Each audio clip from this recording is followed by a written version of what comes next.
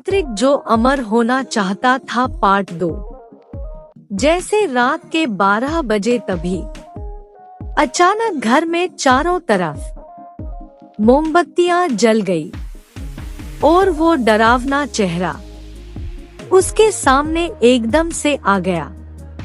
उसे देखकर मीना जोर जोर से चीखने चिल्लाने लगी, बचाओ बचाओ, और फिर वह बेहोश हो गई।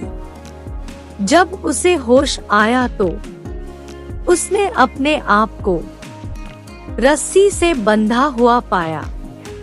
जब उसने जमीन की तरफ नजर डाली तो उसने आप को एक अजीब से गोल घेरे में पाया, जिस पर उल्टी सीधी मंत्र लिखे हुए थे, और वह तांत्रिक उसके सामने प्रकट हो गया और बोला, वक्त आ गया है, अब मुझे अमर होने से कोई नहीं रोक सकता। और अपने हाथों पर ऊपर उठाया और उसके हाथों में एक खंजर आ गया। अब खंजर लेके धीरे धीरे मीना की तरफ बढ़ने लगा।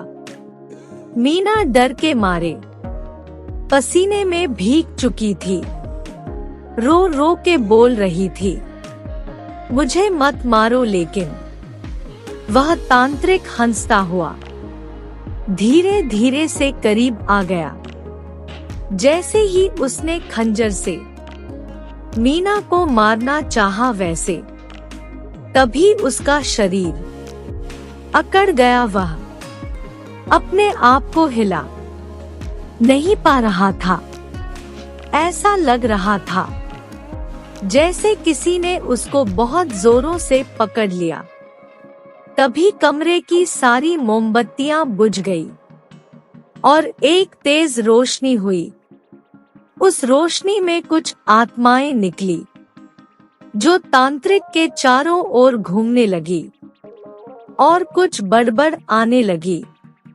तभी उस तांत्रिक जोर से चिल्लाने लगा, कहा, छोड़ दो मुझे, तुम लोग मेरा कुछ नहीं बिगाड़ सकते।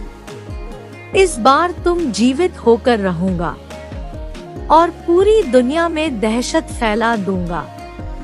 वहां पर जितनी आत्माएं थी, सबके अंदर से एक अचानक तेज रोशनी निकली और तांत्रिक के ऊपर जाकर गिरने लगी।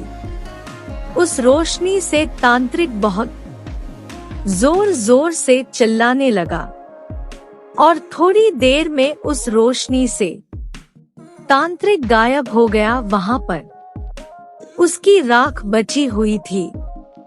यह सब देख से मीना तो कुछ समझ नहीं आ रहा था कि वहां क्या रहा है। तभी उनमें से एक आत्मा मीना से बोली, तुम्हें डरने की जरूरत नहीं है, उस तांत्रिक को हमने खत्म कर दिया। उसने काफी साल पहले फिर से ऐसा करने की कोशिश की थी, तो हमने को बंदी बना लिया था। हमने सोचा था कि वह दोबारा नहीं, ऐसा कुछ नहीं कर पाएगा।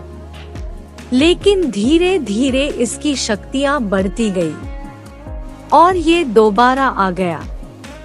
लेकिन इस बार हमने उसको हमेशा के लिए खत्म कर दिया है। इतना कहकर वह आत्माएं गायब हो गई।